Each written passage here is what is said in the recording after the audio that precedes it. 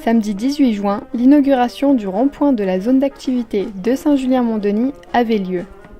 Ce carrefour a été décoré en mémoire d'une activité importante de la commune, l'exploitation des mines d'ardoise. D'après les textes qu'on a retrouvés, c'est dans les années 1430 que l'exploitation des ardoises s'est faite sur Saint-Julien-Mont-Denis et s'est terminée en 1980. Les derniers ardoisiers, c'était 1980. Une activité qui, pendant des siècles, a fait vivre cette commune, a fait se développer cette commune avec ses multiples histoires. Et on voulait aussi profiter de la présence des derniers ardoisiers qui ont réellement travaillé dans ces carrières pour faire le pont avec les générations futures et donc pour transmettre cette mémoire des ardoisiers de notre commune.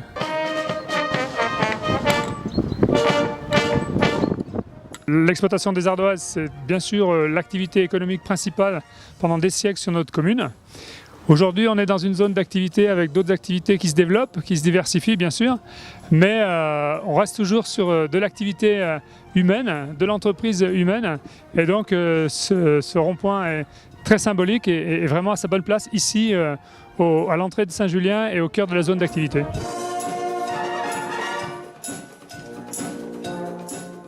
C'est à l'origine une initiative citoyenne, donc une initiative de bénévoles qui font une démarche qui, à mon sens, a vraiment de la valeur aujourd'hui.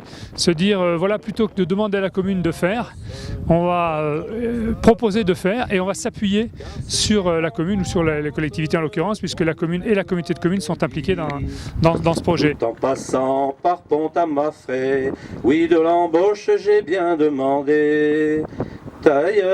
Cette initiative, elle est née en discutant un jour, juste avant les élections municipales, avec Aurélia Benzadi. Après, j'ai commencé à en parler un peu à 2-3 copains. Là. Le premier, c'était Pascal Giraud. Je lui ai dit qu'il faudrait qu'on trouve des wagonnets, tout ça, parce que j'ai l'intention de faire un rond-point dédié aux ardoisiers. Alors lui m'a dit, je crois savoir où il y en a. Donc il est parti en montagne déjà. Lui, il a fait déjà une première excursion tout seul. Il a repéré 2-3 wagonnets dans les mines. Après, il m'en a parlé. On est retourné avec lui plusieurs fois dans les mines pour repérer les wagonnets et comment on allait faire pour les extraire de la mine. Voilà. Et puis, on a commencé à s'organiser. J'ai parlé avec Jean-Marc Falcoz parce que je savais qu'il travaillait beaucoup dans l'élitreuillage. Donc, j'en ai parlé de l'intention de rapatrier tous les wagonnets sur Saint-Julien-Mont-Denis. Donc après, on a organisé l'élitreuillage aussi. Et puis voilà, les wagonnets, on les a descendus. Et après, comme ils étaient dans un sale état, il a fallu tous les reprendre, toute la chaudronnerie, tout ça, il a fallu tout reprendre. Et après, on a descendu aussi des cisailles aussi, des grosses pierres d'ardoise aussi, on les a descendues aussi d'en haut des carrières. Même le marin, on l'a pris sur la montagne, là. Le marin qui est au sol, ça vient tout de là-bas.